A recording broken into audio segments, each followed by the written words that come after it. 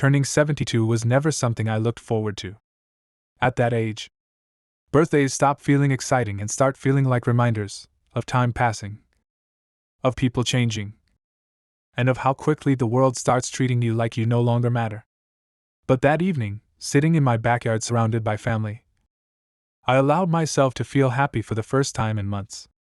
My wife Eleanor had spent days preparing everything herself, even though I told her not to overwork. Balloons lined the fence, soft music played in the background, and the smell of grilled food filled the yard. It wasn't fancy, but it felt warm.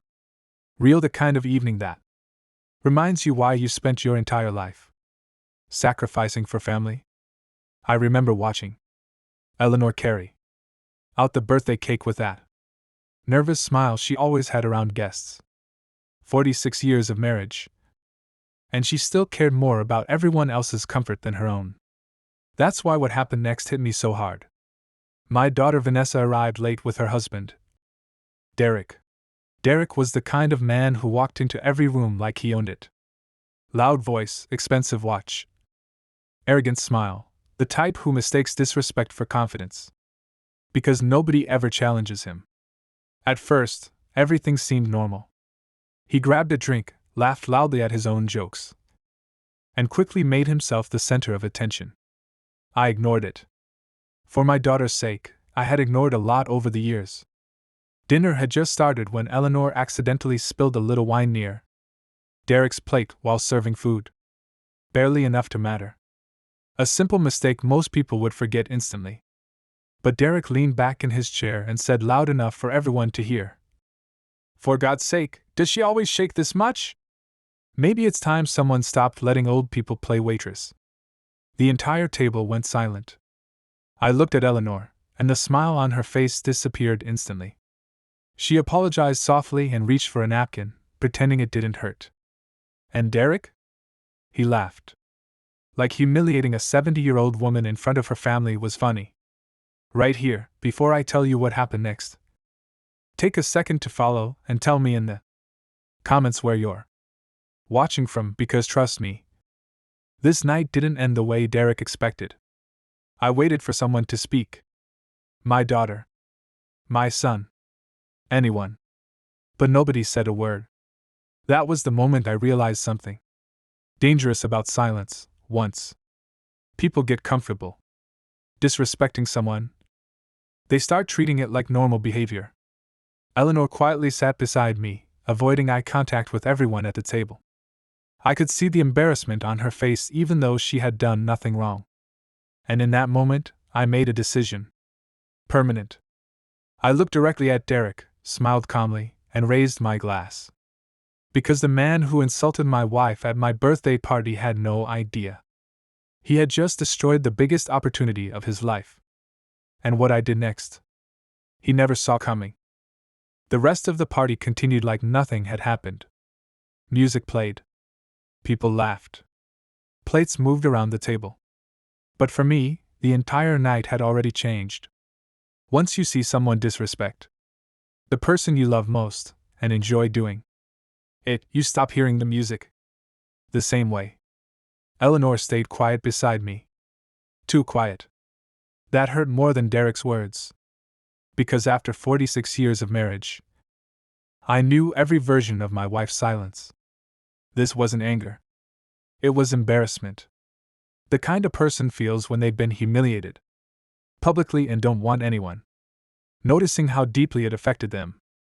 A few guests tried changing the subject, pretending the moment would disappear if nobody mentioned it again. That's what families do sometimes. They protect comfort instead of truth. And Derek? He acted completely normal. Laughing, drinking, telling stories like he hadn't just insulted a 70-year-old woman in front of her own family.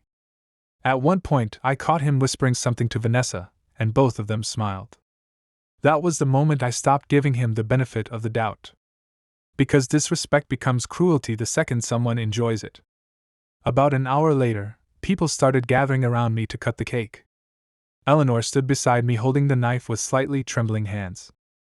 I could tell she didn't even want to be there anymore.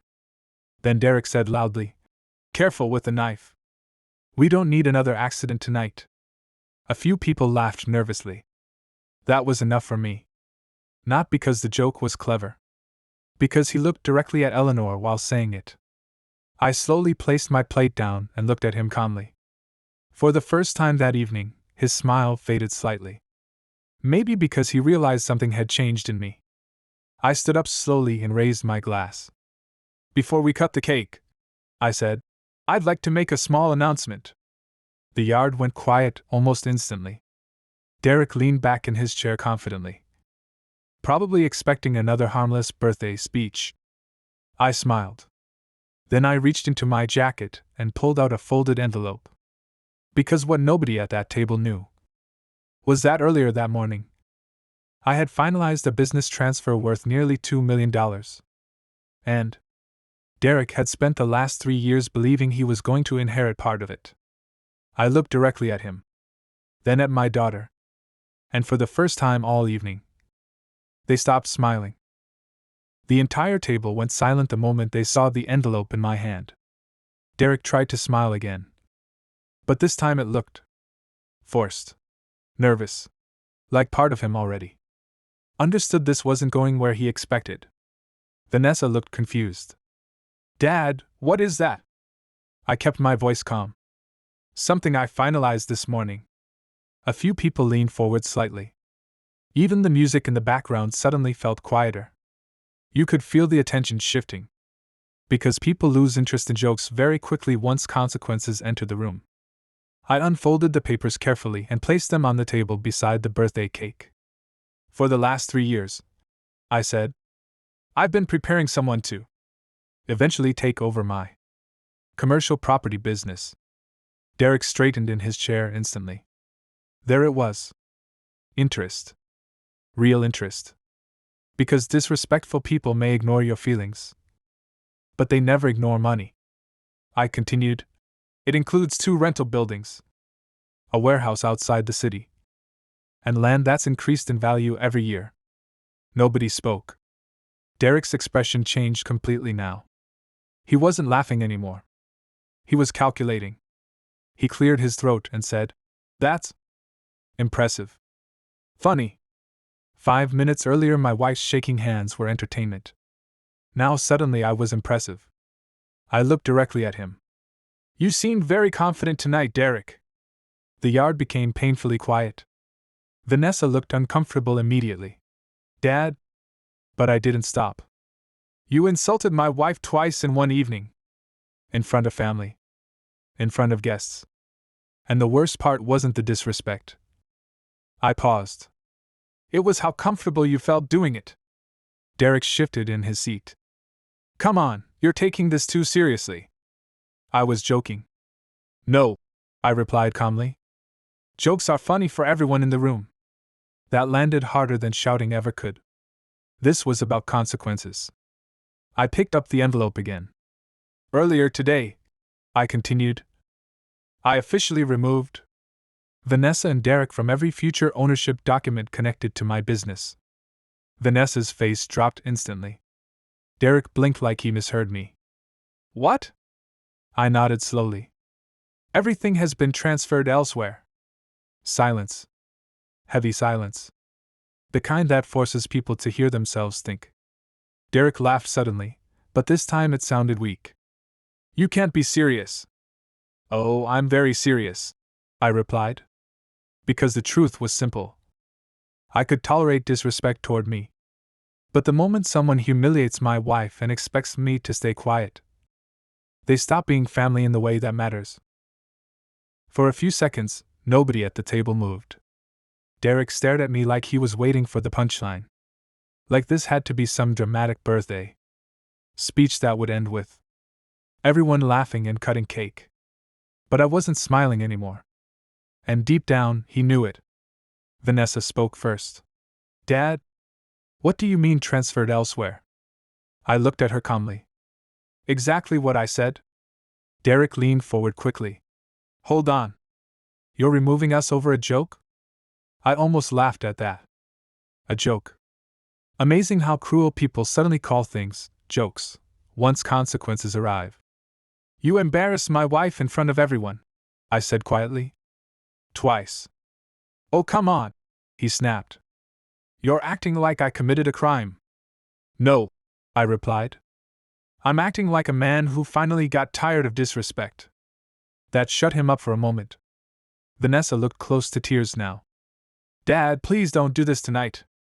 But the truth was, this decision hadn't started tonight. Tonight had simply exposed what was already there. I looked around the table at the guests, pretending not to listen, even though every single person was frozen in silence. Then I looked back at Derek. For years, I ignored your attitude because I didn't want problems for my daughter. I ignored the comments, the arrogance, the way you spoke to people when you thought you were better than them. I paused. But tonight you humiliated the woman who stood beside me for 46 years. Eleanor quietly touched my arm, almost asking me to stop. That's who she was. Gentle even toward people who hurt her. And honestly, that made me even more certain I was doing the right thing. He suddenly stood up from his chair and laughed. Not nervous laughter. Angry laughter. Fine, he said loudly. Keep your money. The yard went silent again. Then he looked directly at Eleanor and said, Let's be honest. None of this would even exist without him doing all the work while she sat around playing the perfect wife for 40 years. I heard someone gasp quietly behind me. Vanessa immediately said, Derek, stop. But he didn't. Because arrogant people usually destroy themselves the moment they lose control. Eleanor lowered her eyes toward the table. And that was it. Something inside me went completely calm. I slowly folded the papers, placed them back inside the envelope, and stood up. Because after that sentence, I was no longer thinking about removing him from my business. I was thinking about removing him from my life completely. And what I said next, nobody there ever forgot. I stood there holding the envelope in my hand while the entire yard stayed silent. Nobody touched their food. Nobody spoke. Even Derek seemed to realize he had gone too far, but arrogance is a strange thing. Instead of apologizing, he crossed his arms like he was preparing for a fight he still thought he could win. I looked at Eleanor first. Not Derek. Not Vanessa. My wife. The woman who stood beside me when my business nearly failed 30 years ago. The woman who worked late nights helping me organize invoices when we couldn't afford employees. The woman who skipped vacations, jewelry, and every luxury she wanted just so our children could have better lives. And this man had reduced her to playing the perfect wife. I turned slowly toward him. You know what your biggest problem is, Derek? I asked calmly. He smirked slightly. Here we go. You think money creates value. The smile on his face faded a little. I continued. You walk into rooms judging people by watches, cars, titles, and bank accounts. That's why you completely missed who Eleanor really is. Nobody moved. Nobody even looked away. Because now this wasn't a birthday party anymore. It was truth finally catching up with someone. She helped build everything I own, I said. Every property. Every investment. Every success you were hoping to benefit from one day. Derek scoffed quietly. I think you're being dramatic. No, I replied. For years, I was being patient. Tonight you confused that with weakness. Vanessa finally stood up. Derek, just apologize. He looked at her in disbelief. Seriously? Yes, she said firmly this time. Apologize. But instead of listening, he grabbed his drink and muttered. This family is unbelievable. That sentence made me smile slightly. Because the truth was, for the first time all night, my family was finally seeing him clearly. I walked over to the cake table, placed the envelope beside it, and looked directly at Vanessa. Honey, I said softly, I love you more than anything in this world. That will never change. Her eyes filled instantly. But love doesn't mean I keep rewarding disrespect. Then I looked back at Derek. You wanted honesty tonight? I said calmly. Here's honesty. I paused just long enough for everyone to feel it. The greatest mistake I ever made wasn't trusting you. The yard stayed completely silent. It was believing you respected the people who built the life you enjoy. Derek looked away for the first time all evening. And in that moment, everyone at that table understood something important. The party wasn't ending. But his place in this family was. And what happened after that night changed everything. Nobody sang happy birthday after that. The cake stayed untouched on the table, while guests slowly started making excuses to leave. Some hugged Eleanor before going. Others avoided eye contact completely, uncomfortable after witnessing something that felt far too real to forget. Derek disappeared inside the house for nearly 20 minutes. Vanessa followed him shortly after. And through the kitchen window I could see them arguing. Good. For once, silence wasn't protecting him anymore. Eleanor sat quietly beside me while the backyard slowly emptied. I could tell she felt embarrassed that the night had turned into something ugly, even though none of it was her fault. That's the problem with kind people.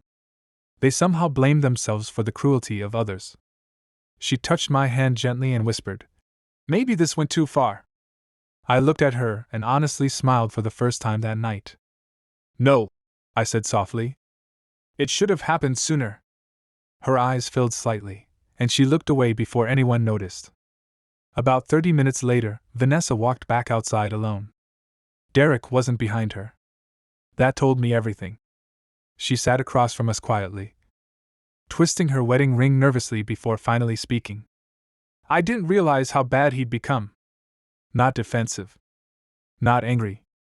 Just tired. I nodded slowly. "You realized. You just kept hoping it would improve on its own."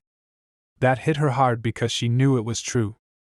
For years, everyone around Derek had adjusted themselves to avoid conflict. That's how arrogant people survive so long without consequences. Everyone keeps choosing comfort over honesty. Vanessa looked toward the house. "He thinks you humiliated him." I almost laughed. "He humiliated himself." Silence again. But calmer this time. Then she asked the question I think she had been afraid of all evening. "Did you really remove us from everything?" I didn't hesitate. "Yes." Her eyes closed briefly. Not because she was greedy. Because suddenly the future she assumed was guaranteed wasn't anymore. She looked down at the table for a long moment before quietly saying, "Dad, there's something you don't know." The way she said it instantly made my stomach tighten. I leaned forward slightly. "What is it?" She hesitated. Then finally whispered, "The business Derek started last year. It's failing." I stared at her. She continued quietly, "He's drowning in debt. That's why he cared so much about your properties. He thought eventually they'd save us." And suddenly, everything made sense. The arrogance. The entitlement.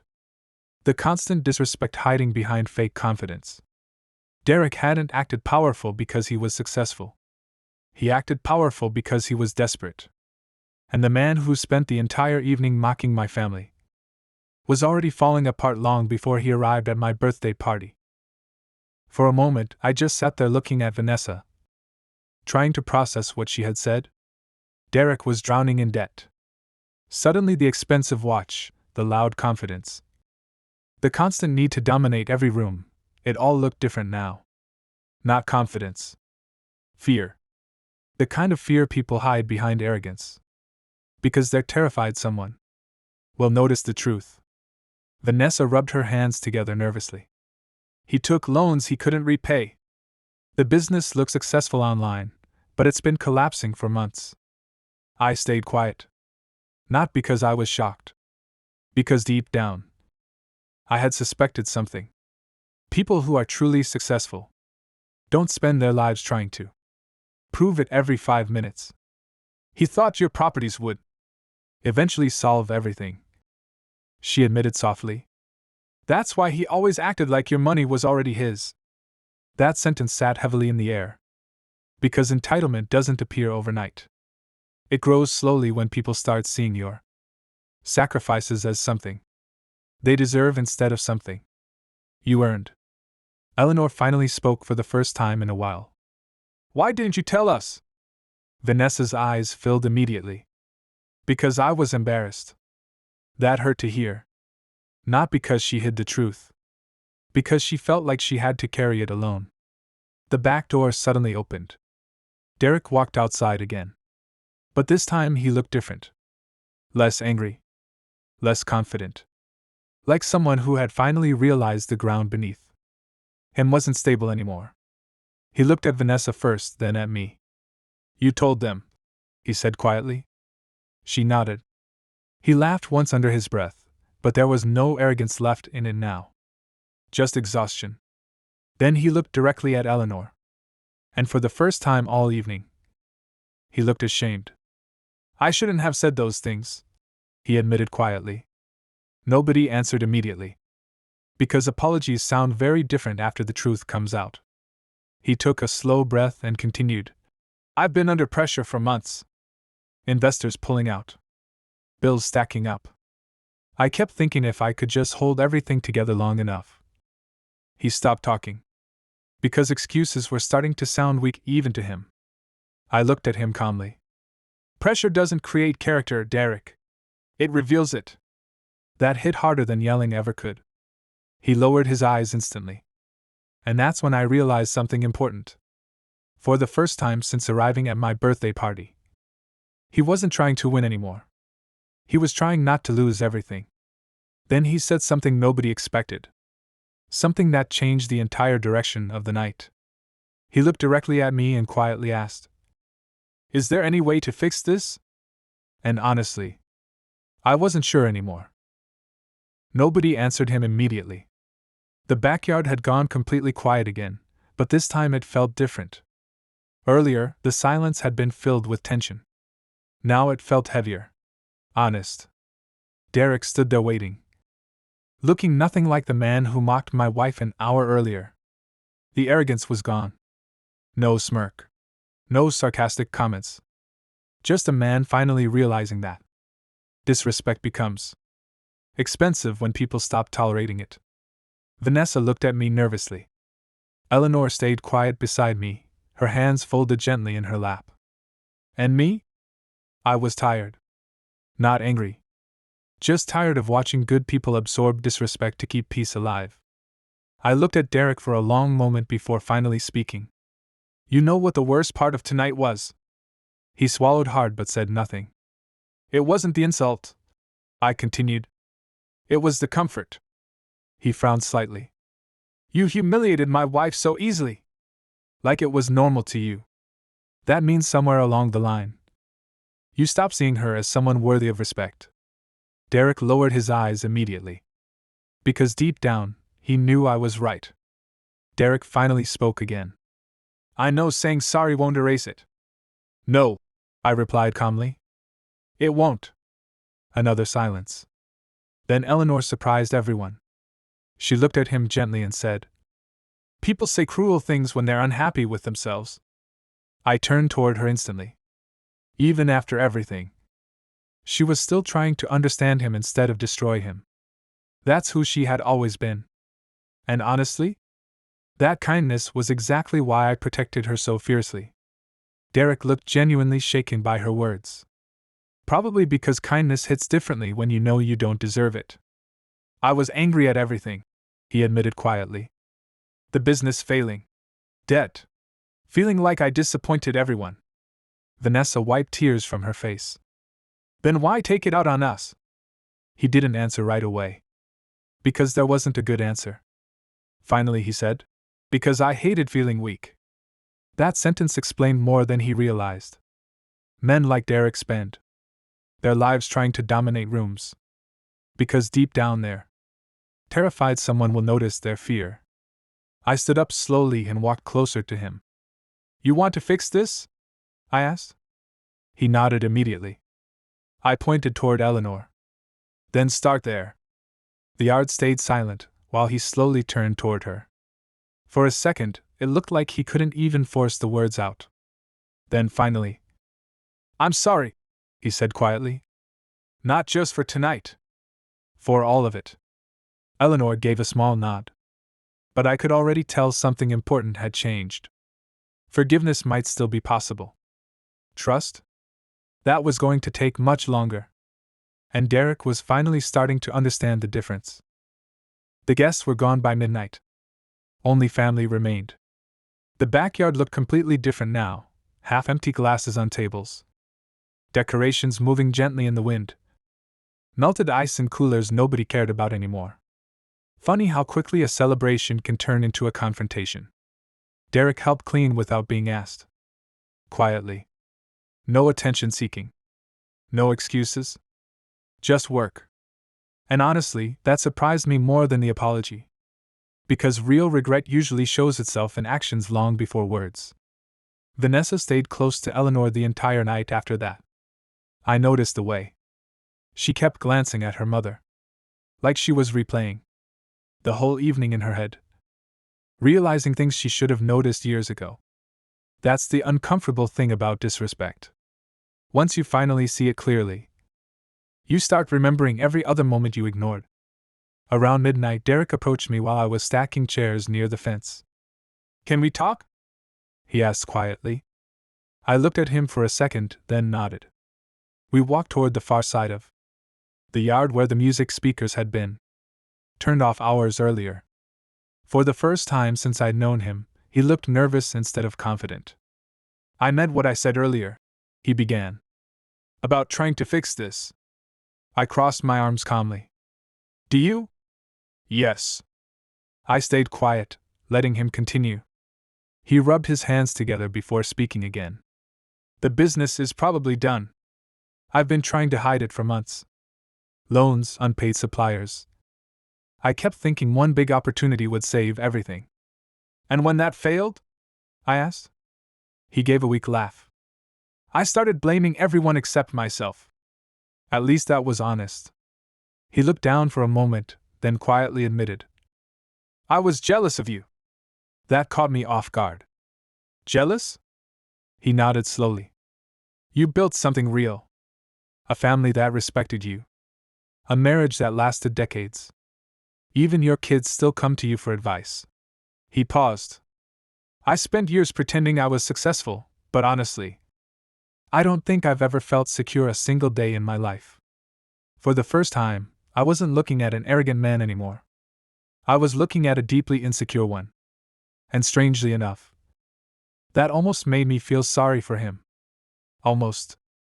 Because pain explains behavior. It doesn't excuse it. "I can't erase what happened tonight," he said quietly. "But I don't want Vanessa losing her family because of me." I studied him carefully. Then I asked the one question that mattered. "If I had no money, no business, nothing to offer your future, would you still be standing here apologizing?" That question hit him hard. Because some questions don't test intelligence. They test honesty. And the long silence that followed told me everything I needed to know. Derek looked away immediately after I asked the question. Not angry. Not defensive. Just trapped. Because sometimes silence answers faster than words ever can. The wind moved softly through the backyard while both of us stood there without speaking. Inside the house, I could hear Eleanor and Vanessa quietly cleaning dishes together, pretending the night hadn't changed everything. But it had. Derek finally rubbed the back of his neck and gave a small, embarrassed laugh. "I don't know," he admitted. Most people would think that answer would make me furious. Strangely, it didn't. Because after hours of arrogance, excuses, and pride, honesty, even ugly honesty, felt refreshing. "At least that's truthful," I said calmly. He nodded once. "I spent so much time thinking money solved everything that I started seeing relationships like investments." That sentence explained his entire personality better than anything else had all night. Not love. Not respect. Transactions. I leaned against the fence and looked toward the house for a moment. "You know why Eleanor was hurt tonight?" He looked confused. "Because I insulted her." "No," I replied. "Because she treated you like family long before you earned it." That hit him hard. I could see it on his face immediately. She defended you even when I noticed problems. I continued. She invited you into this family completely. And tonight you repaid kindness with humiliation. Derek lowered his head. For the first time all evening, he truly looked ashamed. After a long silence, Derek finally asked quietly, "So what happens now?" I thought about that question carefully. Because this wasn't just about one rude comment anymore. It was about patterns. Character. The kind of man my daughter had built her future around. Then I said something he clearly wasn't expecting. "That depends entirely on what Vanessa decides." His eyes widened slightly. "What do you mean?" "I mean this stopped being my decision the moment your disrespect started affecting her life too." He stared at me quietly. And for the first time since I'd known him, he looked afraid. Not of losing money. Not of losing business opportunities. Of losing her. The back door opened softly behind us, and Vanessa stepped outside.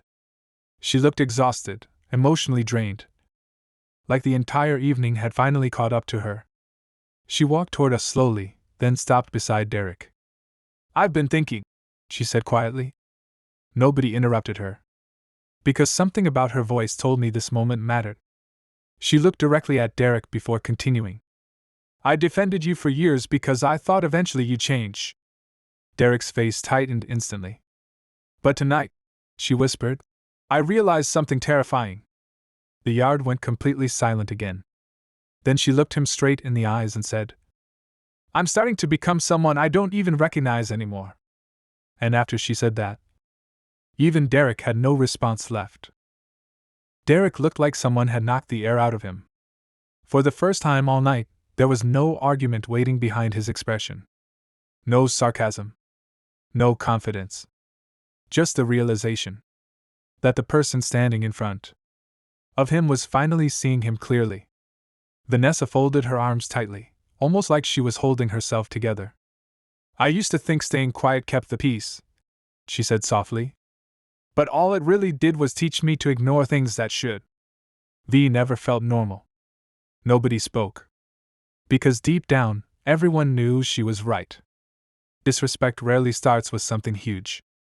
It starts with small comments, small humiliations.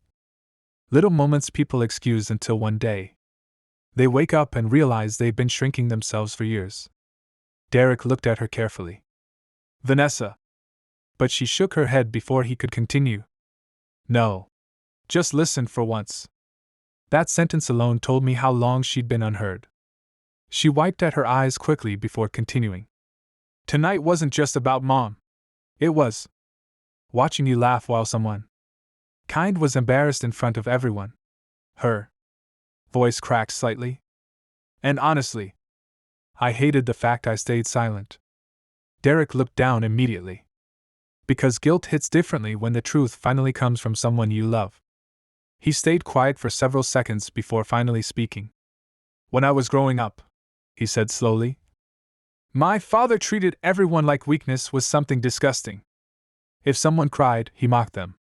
If someone failed, he humiliated them." Vanessa looked surprised. Even I hadn't expected that. Derek gave a small, bitter laugh. "I think somewhere along the way, I became exactly like him." The yard went silent again. But this time it wasn't angry silence. It was the kind that happens when someone finally tells the truth about themselves. "I spent my whole life trying not to feel small," he admitted quietly. "So I made other people feel smaller first." That sentence stayed with me. Because suddenly the arrogance made sense. Not acceptable, but understandable. Eleanor stepped outside then, carrying 3 cups of coffee. Like none of us had just survived one of the worst family nights imaginable. That's who she was. Gentle even when hurt. She handed 1 cup to Derek without saying a word. And that almost broke him more than everything else. His eyes filled instantly, and he looked away. "I don't deserve that kindness," he whispered. Eleanor sat beside Vanessa calmly. "Probably not," she replied softly. "But people become better when someone gives them the chance to." Nobody spoke after that. We just sat there quietly under the backyard lights, listening to the night settle around us. And for the first time since the party started, it finally felt like the truth was in the open. The real question now wasn't whether Derek regretted what he did. It was whether regret alone was enough to rebuild what he had broken. The sun was starting to rise by the time everyone finally went inside. None of us had slept. Too much had been said. Too much had changed. The birthday decorations still hung around the backyard. But now they looked strangely out of place. Like leftovers from a celebration that ended hours before the cake was even cut.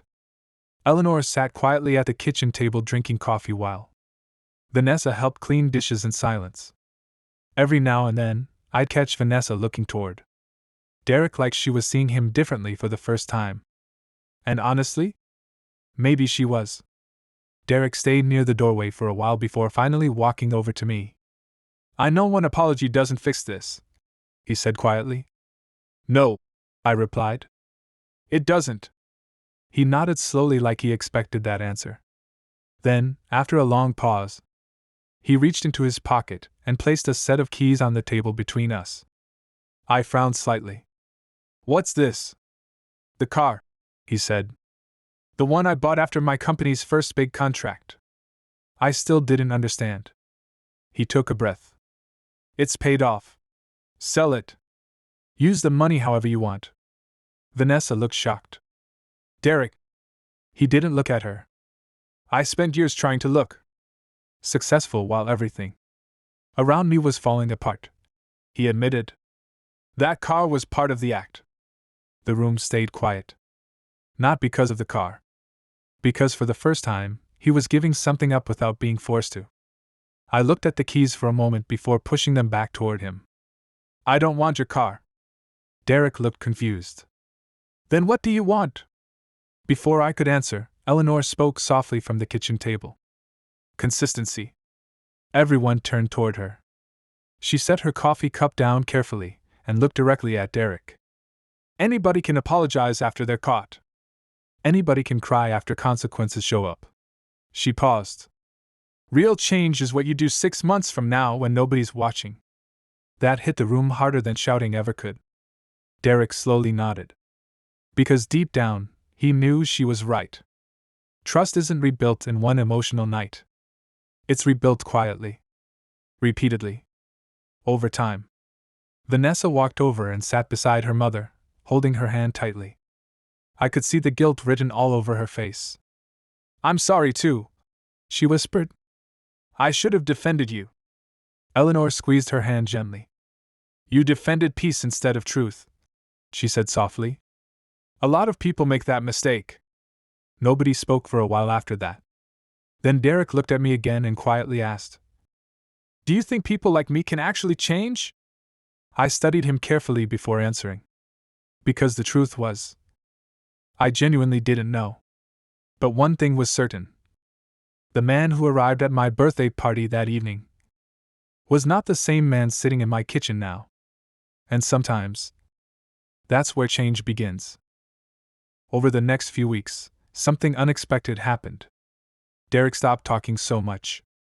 No more loud opinions at dinner. No more arrogant jokes. No more acting like he had to dominate every room he entered. At first, I thought it was temporary, the kind of guilt people feel right after consequences hit them. But then the small things started adding up. He called Eleanor twice a week just to ask how she was doing. Not because Vanessa reminded him. Not because he wanted anything. He simply called. One Saturday morning, I walked outside and found him repairing the broken fence behind our garage without saying a word. Another time, he brought groceries over after learning Eleanor's arthritis had been bothering her again. Quiet actions. Consistent actions. The kind that are easy to fake once, but difficult to maintain. And honestly, that confused me more than his apology. Because part of me still expected the old Derek to return. The second life became comfortable again. Maybe that's the hardest part about rebuilding trust. You want to believe change is real, but experience keeps whispering warnings in the back of your mind. One evening, Vanessa came by alone while Eleanor was upstairs resting. "He's trying," she said softly while helping me clean the kitchen. I know. She looked at me carefully. Do you think Mom forgives him? I thought about that question for a moment. Your mother forgave him the same night it happened. Vanessa looked surprised. But forgiveness and trust aren't the same thing, I added. That stayed with her. Because people confuse those two things all the time. A month after my birthday, Derek asked if the entire family could come over for dinner. At first, I almost said no. Not because I was angry anymore. Because I wasn't sure I was ready. But Eleanor agreed before I could answer. So that Sunday evening, we drove to their house quietly. Both of us unsure what to expect. The moment we walked inside, I noticed something immediately. The dining table had been fully prepared. Candles lit. Food homemade. And sitting directly in the center of the table was my birthday cake. Not a new one. The exact same cake from the party. Frozen and preserved by Vanessa after everyone left that night untouched. I looked at Derek in confusion. He took a slow breath and said quietly, I thought maybe we should finish your birthday the right way this time. Nobody spoke for a second. Because suddenly the room felt heavier than any argument we'd had before. Then Derek walked toward Eleanor, holding a chair gently for her before sitting down himself. No performance. No dramatic speech. Just respect. Simple. Quiet. Real. And for the first time since that awful night, I looked at him and didn't see arrogance anymore. I saw someone finally learning what family actually means. For a long moment, nobody touched the cake. We just sat there quietly, staring at it like it carried every unfinished feeling from that night a month earlier. Then Eleanor smiled softly. Not a forced smile. A real one. And honestly, seeing that mattered more to me than any apology Derek could have given. Vanessa lit the candles carefully while Derek stood beside the table looking more nervous than I'd ever seen him before. Funny how the man who once controlled every room now looked afraid of one family dinner. You gonna make a wish this time? He asked me quietly. I looked at him for a second before answering. I already got it. The room went silent. Because deep down, everyone understood what I meant. Respect. Honesty. Truth finally out in the open. Those things matter more than birthdays ever will. Right here, before I finish the story, take a second to follow and tell me in the comments where you're watching from, because what Derek said before we cut that cake is something I'll never forget. He looked around the table slowly before speaking. When I came into this family, he said quietly, I thought strength meant being the loudest person in the room. I thought success meant making people admire you. He paused briefly. But your family already had something I never understood. Nobody interrupted him. Respect, he continued. The kind you earn slowly through kindness, patience, and showing up for people over and over again. Vanessa reached for his hand quietly. Then Derek looked directly at Eleanor. I humiliated someone who treated me better than I deserved, he admitted. And the worst part is, she still showed me kindness after it. Eleanor smiled gently. That's because hate rarely fixes people. I glanced at her and shook my head slightly, almost laughing. 46 years together. And she still managed to be wiser than the rest of us combined. Derek looked at me one last time. I know I can't erase what happened, he said. But I promise you this, your wife will never feel disrespected by me again. And for the first time, I believed him. Not because of his words. Because of everything that came after them. The silence. The effort. The consistency. That's how real change proves itself. Vanessa finally handed me the knife, smiling nervously. Dad, I think your birthday's been waiting long enough. Everyone laughed softly. And this time, it felt genuine. I looked around the table before cutting the cake, realizing something important. Families don't break in one moment. They break slowly through silence, pride, and unspoken resentment. But sometimes, if people are willing to face the truth honestly enough, they can heal the same way too. And as we finally celebrated the birthday that almost destroyed our family, I realized something else. The strongest thing a man can do isn't demanding respect. It's teaching people why it matters in the first place.